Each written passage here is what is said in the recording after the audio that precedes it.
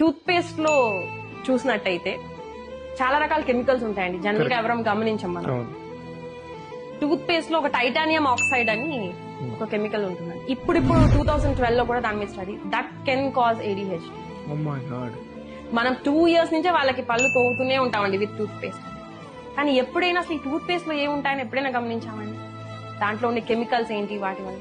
ఎందుకంటే చాలా రకాలైన కెమికల్స్, ట్రైసోక్లాన్ అని, సోడియం లారల్ సల్ఫేట్, ఏదైతే దానికి నురగొస్తుందో దీని వల్ల మనకి ఎండోక్రైన్ అనేది డైరెక్ట్ గా ఎఫెక్ట్ అవుతుంది. థైరాయిడ్ డిస్రప్టర్ అండి. ట్రైసోక్లాన్ అని మీరు కనుక చూసినట్టయితే it is a thyroid disruptor.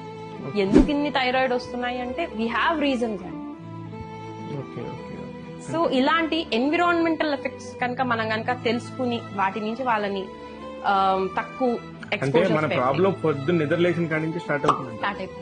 First పనిలోనే మనం వాడేదే ఫుల్ గా కెమికల్స్ తో ఉండే